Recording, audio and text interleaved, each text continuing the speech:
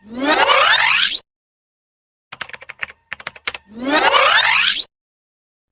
Everyone, welcome to VR educators. మనం పాలిటీలో భాగంగా భారత రాజ్యాంగ రచన, రాజ్యాంగ పరిషత్ అనే చాప్టర్ని నేర్చుకుంటున్నాము. ప్రీవియస్ వీడియోలో మనం భారత రాజ్యాంగ రచన అదేవిధంగా రాజ్యాంగ పరిషత్తులో భాగంగా కొన్ని ముఖ్యమైనటువంటి అంశాలను నేర్చుకున్నాము.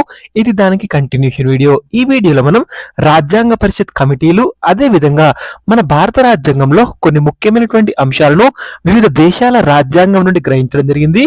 అయితే ఏ దేశాల రాజ్యాంగం నుండి మనం గ్రహించాము అనే అంశాన్ని చూసే ప్రయత్నం చేద్దాము. ఇవి ఎగ్జామ్ పాయింట్ ఆఫ్ వ్యూలో చాలా చాలా ఇంపార్టెంట్, గుర్తుపెట్టుకునే ప్రయత్నం చేయండి. అదేవిధంగా మిస్లీనియస్ అంశాలు ఏవైతే ఉంటాయో, మిగిలిపోయినటువంటి అంశాలు ఏవైతే ఉంటాయో అవి కూడా ఇందులో కవర్ చేసే ప్రయత్నం చేద్దాము. ముందుగా రాజ్యాంగ పరిషత్ కమిటీలు కనుక పరిశీలించినట్లయితే, రాజ్యాంగ పరిషత్ అనేది వివిధ అంశాల పరిశీలన కోసం దాదాపుగా 22 కమిటీలను ఏర్పాటు చేయడం జరిగింది. ఎన్ని కమిటీలను ఏర్పాటు చేసింది? 22 కమిటీలను ఏర్పాటు చేసింది. ఇందులో 12 కమిటీలు వచ్చేసి విషయ కమిటీలు, 10 కమిటీలు వచ్చేసి ప్రక్రియ కమిటీలు. మొత్తం ఎన్ని కమిటీలు ఉన్నాయి? 22 కమిటీలు ఉన్నాయి. ఇందులో 12 విషయ కమిటీలు, 10 ప్రక్రియ కమిటీలు. ఈ కమిటీలో అత్యంత ముఖ్యమైనటువంటి కమిటీ ఏంటంటే ముసాయిదా కమిటీ. చాలా చాలా ఇంపార్టెంట్, గుర్తుపెట్టుకోండి. అత్యంత ముఖ్యమైనటువంటి కమిటీ ఏంటి? ముసాయిదా కమిటీ, డ్రాఫ్టింగ్ కమిటీ అంటారు.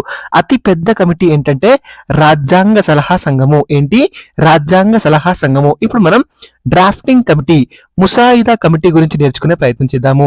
రాజ్యాంగ పరిషత్ ఈ ముసాయిదా కమిటీని ఎప్పుడు ఏర్పాటు చేసింది? డ్రాఫ్టింగ్ కమిటీని ఎప్పుడు ఏర్పాటు చేసిందంటే 1947 ఆగస్టు 29వ తేదీన.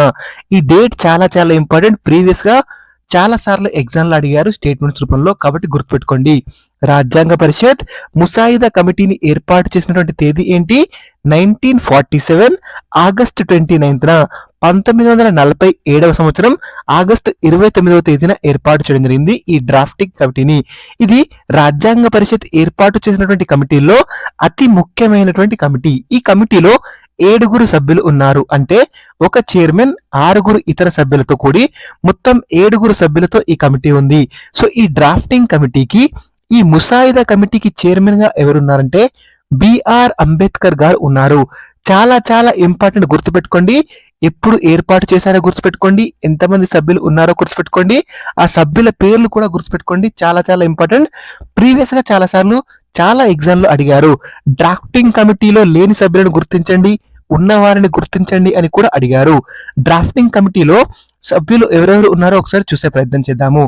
చైర్మన్ వచ్చేసి బిఆర్ అంబేద్కర్ గారు అధ్యక్షతన మనకి చైర్మన్ గా ఈ ముసాయిదా కమిటీ ఏర్పాటు చేయడం జరిగింది. ఇందులో సభ్యులుగా కేఎం మున్షి గారు. ఎవరు?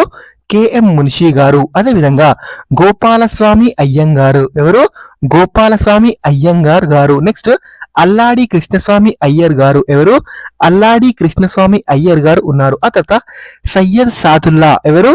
సయ్యద్ సాదుల్లా గారు. నెక్స్ట్ ఎన్ మాధవరావు గారు. నెక్స్ట్ టిటి కృష్ణమాచారి గారు. ఈ 6 సభ్యుల పేర్లు గుర్తుపెట్టుకోండి. చాలా చాలా ఇంపార్టెంట్. ఎప్పుడు ఏర్పాటు చేశారు? 1947వ సంవత్సరం ఆగస్టు 29వ తేదీన ఏర్పాటు చేశారు. ఈ కమిటీ ఎవరి అధ్యక్షతన, ఎవరు చైర్మన్ గా ఏర్పాటు చేయడం జరిగింది? డాక్టర్ బిఆర్ అంబేద్కర్ అధ్యక్షతన చైర్మన్ గా ఈ డ్రాఫ్టింగ్ కమిటీ లేదా ముసాయిదా కమిటీ ఏర్పాటు చేయడం జరిగింది. ఇందులో సభ్యులుగా ఎవరున్నారు? కేఎం మున్షి గారు, గోపాలస్వామి అయ్యంగార్ గారు, అల్లాడి కృష్ణస్వామి అయ్యర్ గారు, సయ్యద్ సాదుల్లా గారు, ఎన్ మాధవరావు గారు, టిటి కృష్ణమాచారి గారు. ఈ 6 పేర్లు గుర్తుపెట్టుకోండి. చాలా చాలా ఇంపార్టెంట్. రాబోయే ఎగ్జామ్ లో కూడా మనకి అడగడానికి అవకాశం ఉంది. అయితే ఇందులో ఎన్ మాధవరావు గారు మనకి బిఎల్ మిత్తల్ స్థానంలో నియమించబడ్డారు. బిఎల్ మిత్తల్ గారు అనారోగ్యంతో మరణించడం జరుగుతుంది. సో బిఎల్ మిత్తల్ స్థానంలో ఎన్ మాధవరావు గారు వచ్చారు. అదే విధంగా టిటి కృష్ణమాచారి గారు వచ్చేసి డిపి కైతాన్ స్థానంలో రావడం జరిగింది. ఈ పేర్లు గుర్తుపెట్టుకోండి. ఈ 2 కూడా చాలా చాలా ఇంపార్టెంట్. బిఎల్ మిత్తల్ స్థానంలో ఎన్ మాధవరావు గారు వచ్చారు. డిపి కైతాన్ స్థానంలో టిటి కృష్ణమాచారి గారు రావడం జరిగింది. ఒక చైర్మన్ అండ్ 6 ఇతర సభ్యులు ఉన్నారు. మొత్తం 7 సభ్యులతో ముసాయిదా కమిటీ ఏర్పాటు చేయడం జరిగింది. సో ఇతర కమిటీలను కనుక పరిశీలిస్తే అత్యంత ముఖ్యమైనది డ్రాఫ్టింగ్ కమిటీ. అది ఎప్పుడు ఏర్పాటైంది, ఎవరు చైర్మన్, సభ్యులు ఎవరో గుర్తుపెట్టుకోండి. మిగిలిన కమిటీలు జస్ట్ ఎవరి చైర్మన్ గా ఏర్పడ్డాయో నేర్చుకునే ప్రయత్నం చేయండి, సరిపోతుంది. ఇతర కమిటీలను కనుక పరిశీలించినట్లయితే మనకి ఫైనాన్స్ కమిటీ, అదేవిధంగా staff committee. Finance and staff committee, steering committee, rules committee, జెండా కమిటీ. మళ్ళీ చెప్తున్నాను వినండి. Finance and staff committee, steering committee, rules committee, జెండా కమిటీ. ఇవన్నీ కూడా బాబు రాజేంద్ర ప్రసాద్ గారి అధ్యక్షతన ఏర్పాటు చేయడం జరిగింది. ఈ కమిటీలకు చైర్మన్ గా ఎవరున్నారు? బాబు రాజేంద్ర ప్రసాద్ గారు ఉన్నారు. ఒకసారి చూసే ప్రయత్నం చేయండి. చాలా చాలా ఇంపార్టెంట్, మ్యాచ్ ద ఫాలోయింగ్ లో అడగవచ్చు. ఫైనాన్స్ అండ్ స్టాఫ్ కమిటీ, అదే విధంగా స్టీరింగ్ కమిటీ అనేది చాలా చాలా ఇంపార్టెంట్. స్టీరింగ్ కమిటీ చైర్మన్ ఎవరు? బాబు రాజేంద్ర ప్రసాద్ గారు. రూల్స్ కమిటీ చైర్మన్ కూడా బాబు రాజేంద్ర ప్రసాద్ గారు. జెండా కమిటీ, ఫ్లాగ్ కమిటీకి కూడా చైర్మన్ బాబు రాజేంద్ర ప్రసాద్ గారు. నెక్స్ట్ మనకి కేంద్ర రాజ్యాంగ కమిటీ. ఏంటి? కేంద్ర రాజ్యాంగ కమిటీ, కేంద్ర అధికారాల కమిటీ, రాష్ట్రాల సంప్రదింపుల కమిటీ. ఈ మూడు కమిటీలకు కూడా చైర్మన్ గా ఎవరు వ్యవహరించారంటే జవహర్ లాల్ నెహ్రూ గారు. ఎవరు? జవహర్ లాల్ నెహ్రూ గారు. జాగ్రత్తగా గుర్తుపెట్టుకోండి, చాలా చాలా ఇంపార్టెంట్. ఫస్ట్ది కేంద్ర రాజ్యాంగ కమిటీ. ఏంటి? కేంద్ర రాజ్యాంగ కమిటీ. అదే విధంగా కేంద్ర అధికారాల కమిటీ. ఏంటి? కేంద్ర అధికారాల కమిటీ. నెక్స్ట్ రాష్ట్రాల సంప్రదింపుల కమిటీ. రాష్ట్రాల సంప్రదింపుల కమిటీ. ఈ మూడిటికి చైర్మన్ ఎవరు? జవహర్ లాల్ నెహ్రూ గారు. నెక్స్ట్ మనకి ప్రాథమిక హక్కుల కమిటీ. ఇది చాలా చాలా ఇంపార్టెంట్, గుర్తుపెట్టుకోండి. ప్రాథమిక హక్కుల కమిటీ, రాష్ట్రాల రాజ్యాంగ కమిటీ, రాష్ట్రాల హక్కుల కమిటీ, అదే విధంగా సలహా కమిటీ. ఇక్కడ కలహా అని పడింది, అది సలహా కమిటీ. నెక్స్ట్ మనకి మైనారిటీ హక్కుల కమిటీ. మళ్ళీ చెప్తున్నాను వినండి. ప్రాథమిక హక్కుల కమిటీ, రాష్ట్రాల రాజ్యాంగ కమిటీ, రాష్ట్రాల హక్కుల కమిటీ, సలహా కమిటీ, మైనారిటీ హక్కుల కమిటీ. వీటన్నిటికీ కూడా ఎవరు చైర్మన్ గా ఉన్నారంటే సర్దార్ వల్లభాయ్ పటేల్ గారు. ఎవరు? సర్దార్ వల్లభాయ్ పటేల్ చైర్మన్ గా ఈ కమిటీలు ఏర్పాటు చేయడం జరిగింది. ఇందులో అతి ముఖ్యమైనటువంటి కమిటీ ఏంటి? ప్రాథమిక హక్కుల కమిటీ, ఫండమెంటల్ రైట్స్ కమిటీ అనేది సర్దార్ వల్లభాయ్ పటేల్ అధ్యక్షతన ఏర్పాటు చేయడం జరిగింది. సర్దార్ వల్లభాయ్ పటేల్ దీనికి చైర్మన్ గా ఉన్నారు. నెక్స్ట్ మనకి హౌస్ కమిటీ, అదే విధంగా చీఫ్ కమిషనర్ ప్రావిన్స్ కమిటీ. ఈ రెండింటికి కూడా భోగరాజు పట్టాభి సీతారామయ్య గారు చైర్మన్ గా ఉన్నారు. మళ్ళీ చెప్తున్నాను వినండి.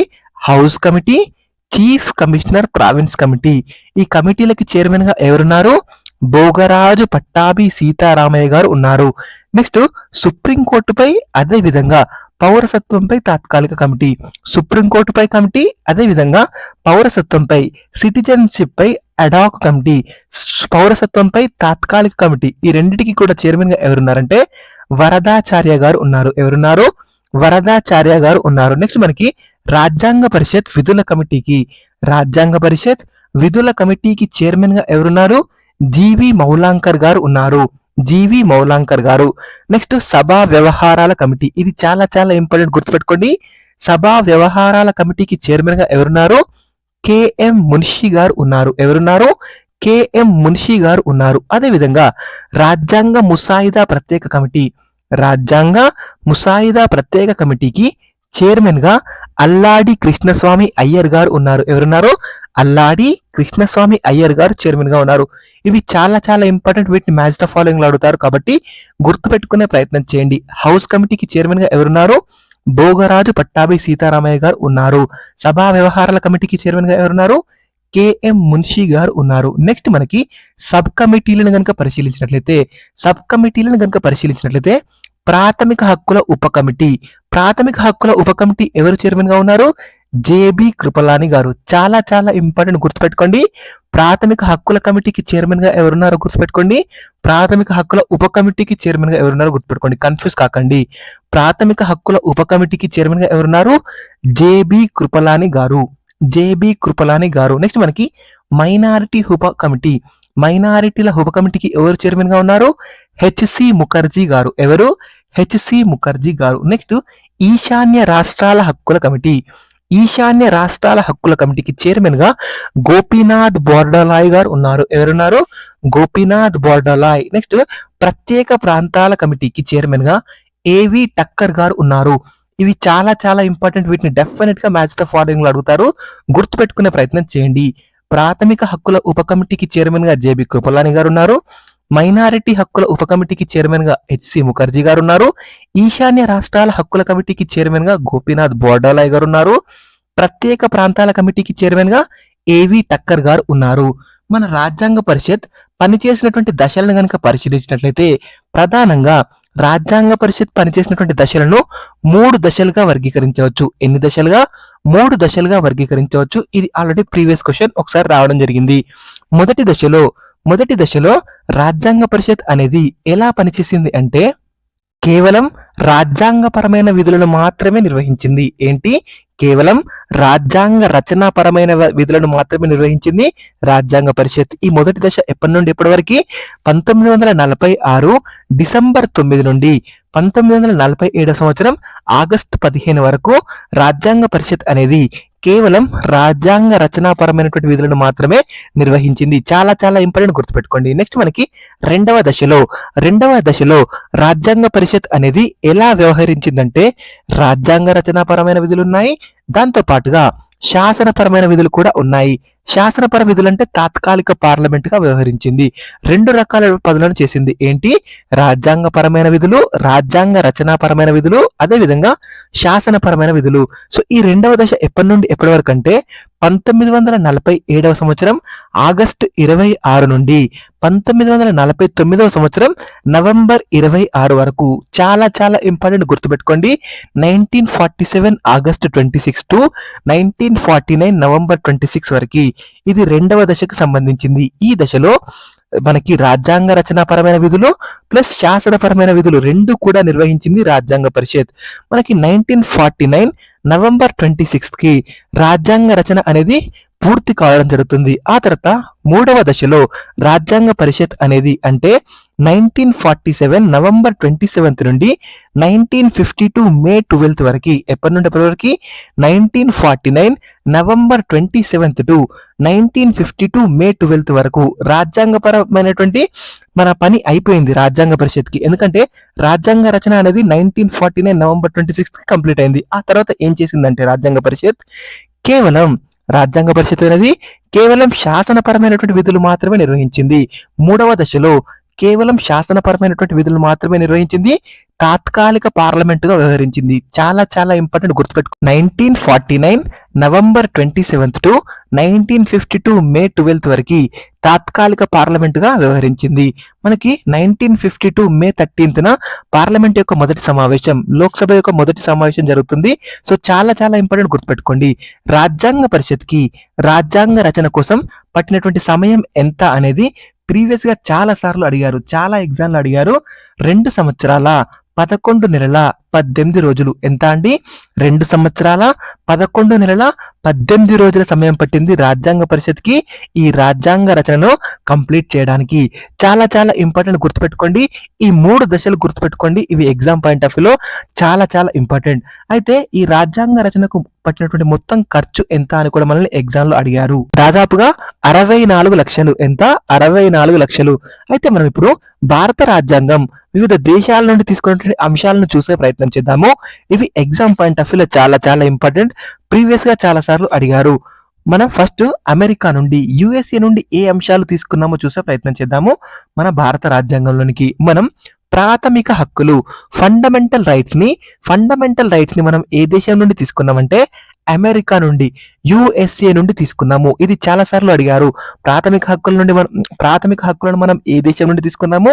అమెరికా నుండి తీసుకున్నాము. అదేవిధంగా రాష్ట్రపతిని తొలగించే మహాభియోగ తీర్మానము, మన భారత రాష్ట్రపతిని ఎలా తొలగిస్తారు? మహాభియోగ తీర్మానం ద్వారా తొలగిస్తారు. అయితే ఈ మహాభియోగ తీర్మానం ద్వారా భారత రాష్ట్రపతిని తొలగించడం అనే అంశాన్ని మనం ఎక్కడి నుండి తీసుకున్నామంటే అమెరికా నుండి తీసుకోవడం జరిగింది. అదేవిధంగా న్యాయ సమీక్ష, జ్యుడిషియల్ రివ్యూ, న్యాయ సమీక్షను మనం ఏ దేశం నుండి తీసుకున్నాము అని కూడా చాలా చాలా ఇంపార్టెంట్. ఇది కూడా మనం యుఎస్ఏ, అమెరికా నుండి తీసుకోవడం జరిగింది. అదేవిధంగా స్వయం ప్రతిపత్తి గల న్యాయ వ్యవస్థను కూడా మనం అమెరికా దేశం నుండి తీసుకోవడం జరిగింది. అదేవిధంగా రాజ్యాంగ సవరణకు రాష్ట్రపతి ఆమోదం తెలపడం అనే అంశాన్ని మనం యుఎస్ఏ నుండి తీసుకున్నాము. ఇవన్నీ కూడా ఎగ్జామ్ పాయింట్ ఆఫ్ వ్యూలో చాలా చాలా ఇంపార్టెంట్, గుర్తుపెట్టుకోండి. ప్రాథమిక హక్కులు, రాష్ట్రపతిని తొలగించే మహాభియోగ తీర్మానం, న్యాయ సమీక్ష, స్వతంత్ర ప్రతిపత్తి గల న్యాయ వ్యవస్థ, రాజ్యాంగ సవరణకు రాష్ట్రపతి ఆమోదం తెలపడం. ఈ అన్ని అంశాలు కూడా మనం ఎక్కడి నుండి తీసుకున్నాము? యుఎస్ఏ నుండి తీసుకున్నాము. గుర్తుపెట్టుకోండి, అమెరికా నుండి తీసుకున్నాము. నెక్స్ట్ మనం ఇంగ్లాండ్ నుండి, బ్రిటిష్ నుండి ఏ అంశాలను తీసుకున్నామో చూసే ప్రయత్నం చేద్దాము. ద్విసభా పద్ధతి. ద్విసభా పద్ధతిని మనం ఎక్కడి నుండి తీసుకున్నాము? ఇంగ్లాండ్ నుండి తీసుకున్నాము. అదేవిధంగా controller and auditor general, CAG అంటాం కదా, కాగ్ ని మనం బ్రిటిష్, ఇంగ్లాండ్ నుండి తీసుకోవడం జరిగింది. అదేవిధంగా అటార్నీ జనరల్, అటార్నీ జనరల్ ని కూడా మనం ఇంగ్లాండ్ నుండి తీసుకోవడం జరిగింది. చాలా చాలా ఇంపార్టెంట్, గుర్తుపెట్టుకోండి. అదేవిధంగా రిట్లు జారీ చేయడము, రిట్లు జారీ చేయడం కూడా మనం ఎక్కడి నుండి తీసుకున్నాము? ఇంగ్లాండ్ నుండి తీసుకోవడం జరిగింది. ఎగ్జామ్ పాయింట్ ఆఫ్ వ్యూలో చాలా చాలా ఇంపార్టెంట్, దీన్ని చాలా సార్లు అడిగారు. రిట్లు జారీ చేయడం ఎక్కడి నుండి తీసుకున్నాము? మనం ఇంగ్లాండ్ నుండి తీసుకోవడం జరిగింది. ఎక్కడి నుండి తీసుకున్నాము? ఇంగ్లాండ్ నుండి తీసుకున్నాము. రిట్స్ ఎవరు జారీ చేస్తారు? సుప్రీం కోర్టులో జారీ చేస్తారు. అదే విధంగా హైకోర్టులో కూడా జారీ చేస్తారు. నేను రిట్స్ కి సంబంధించి నెక్స్ట్ వీడియోలో అన్ని ముఖ్యమైన అంశాలు చెప్పే ప్రయత్నం చేస్తాను.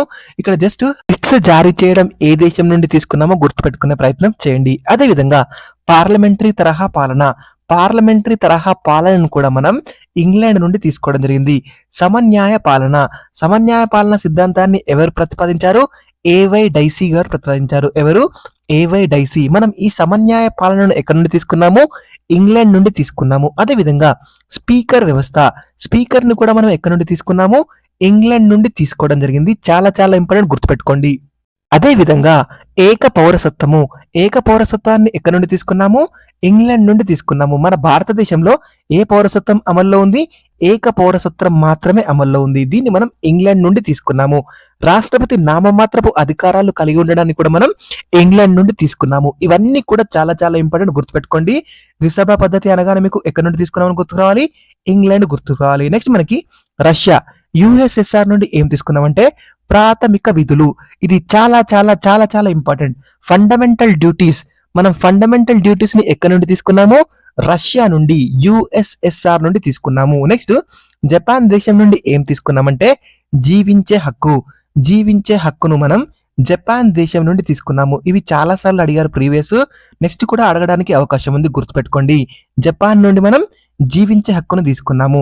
నెక్స్ట్ మనం కెనడా నుండి ఏం తీసుకున్నామంటే అవశిష్ట అధికారాలు, కెనడా నుండి అవశిష్ట అధికారాలను తీసుకున్నాము. గవర్నర్లను నియమించే పద్ధతిని కూడా మనం కెనడా నుండి తీసుకోవడం జరిగింది. ఇది చాలా చాలా ఇంపార్టెంట్, గుర్తుపెట్టుకోండి. గవర్నర్లను నియమించే పద్ధతిని కెనడా నుండి తీసుకున్నాము.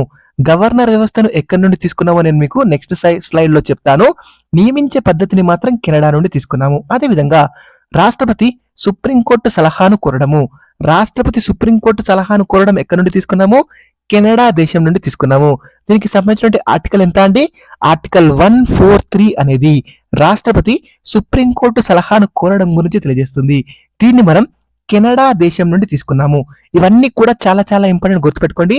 అవశిష్ట అధికారాలు, గవర్నర్లను నియమించే పద్ధతి, రాష్ట్రపతి సుప్రీంకోర్టు సలహాను కోరడం, ఇవన్నీ కూడా మనం కెనడా నుండి తీసుకున్నాము. నెక్స్ట్ మనం ఐర్లాండ్ దేశం నుండి ఆదేశిక సూత్రాలు తీసుకున్నాం. చాలా చాలా ఇంపార్టెంట్, గుర్తుపెట్టుకోండి. ఆదేశిక సూత్రాలను ఎక్కడి నుండి తీసుకున్నాం? ఐర్లాండ్ నుండి తీసుకున్నాం. నెక్స్ట్ మనం జర్మనీ దేశం నుండి, జర్మనీ దేశం నుండి ఏం తీసుకున్నామంటే జాతీయ అత్యవసర పరిస్థితిని విధించినప్పుడు, జాతీయ అత్యవసర పరిస్థితిని విధించినప్పుడు ప్రాథమిక హక్కులను సస్పెండ్ చేయడము, ఫండమెంటల్ రైట్స్ ని సస్పెండ్ చేయడము అనే అంశాన్ని జర్మనీ దేశం నుండి తీసుకోవడం జరిగింది. ఇది చాలా చాలా ఇంపార్టెంట్, గుర్తుపెట్టుకోండి. జాతీయ అత్యవసర పరిస్థితిని విధించినప్పుడు ప్రాథమిక హక్కులను సస్పెండ్ చేయడం అనేది మనం ఏ దేశం నుండి గ్రహించాము? జర్మనీ నుండి గ్రహించాము. నెక్స్ట్ మనం ఆస్ట్రేలియా నుండి ఏం తీసుకున్నామంటే ఉమ్మడి జాబితా, ఉమ్మడి జాబితాను మనం ఆస్ట్రేలియా నుండి తీసుకోవడం జరిగింది. అదేవిధంగా ఉభయ సభల సంయుక్త సమావేశం కూడా ఆస్ట్రేలియా నుండి తీసుకున్నాము. ఈ రెండు కూడా చాలా చాలా ఇంపార్టెంట్, గుర్తుపెట్టుకోండి. ఆస్ట్రేలియా నుండి మనం ఏం తీసుకున్నాం? ఉమ్మడి జాబితాను తీసుకున్నాం. ఉభయ సభల సంయుక్త సమావేశాన్ని తీసుకున్నాం. ఈ రెండు కూడా ఆస్ట్రేలియా నుండి తీసుకున్నాం. నెక్స్ట్ మనం దక్షిణాఫ్రికా దేశం నుండి, సౌత్ ఆఫ్రికా నుండి ఏం తీసుకున్నామంటే రాజ్యాంగ సవరణ పద్ధతిని తీసుకున్నాం. కాన్స్టిట్యూషనల్ అమెండ్మెంట్ ప్రొసీజర్, రాజ్యాంగ సవరణ పద్ధతిని మనం ఏ దేశం నుండి తీసుకున్నాము? దక్షిణాఫ్రికా నుండి తీసుకున్నాము. ఇది చాలా చాలా important, very very important, exam లో అడగడానికి అవకాశం ఉంది, గుర్తుపెట్టుకోండి. రాజ్యాంగ సవరణ పద్ధతిని మనం ఏ దేశ రాజ్యాంగం నుండి తీసుకున్నాము?